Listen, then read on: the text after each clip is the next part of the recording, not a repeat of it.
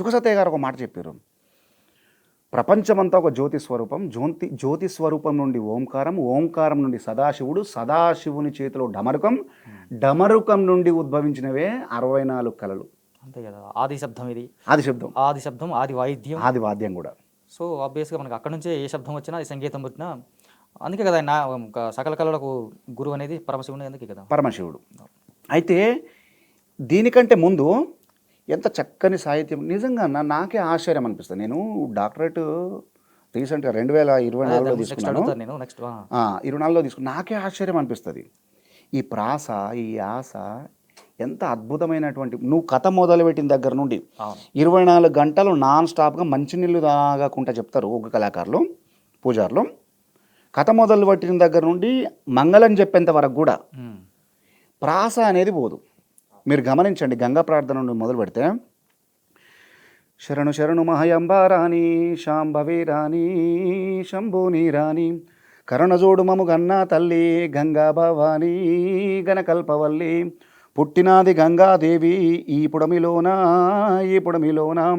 పెరిగినాది గంగాదేవి బేడంబులోన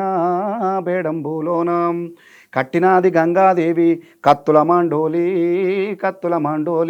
తొడిగినాది గంగాదేవి దొంతొల్లి రవికే ఈ 3 గంగులది సీరే ముత్యాల రవికే ముమ్మయ్య గోనియాడ మురిసేనే గంగా 3 గంగులది సీరే ముత్యాల రవికే, మురిసేను గంగా ముమ్మయ్య గోనియాడ. ఇట్లా నువ్వు తీసుకుంటే ఇది గంగా ప్రార్థన, ఆది ప్రార్థన.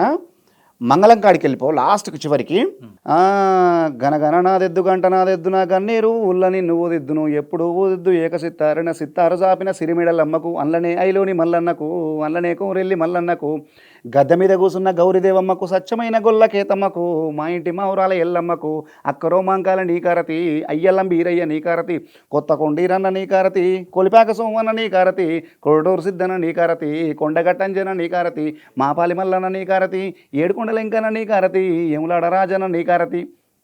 మీరు గమనిస్తే ఎక్కడికక్కడ ప్రాసను అద్భుతంగా గమనించవచ్చు.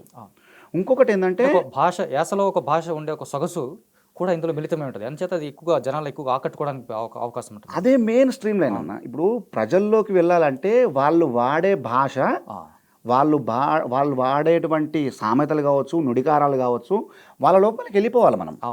ఎక్కువ ప్రజాకళలు ఎందుకు సక్సెస్ అయినాయంటే వాళ్ళ శ్రమైక జీవనంలో ఒక భాగమైనవి, వాళ్ళ కష్టాన్ని సుఖాన్ని మిళితం చేసి చెప్పగలిగినాయి. కథ చెప్తుంటే వాళ్ళ కష్టాలను రిమైండ్ చేసుకొని ఏడుస్తారు, నవ్వుతారు వాళ్ళు. అది ప్రజాకళల గొప్పతనం.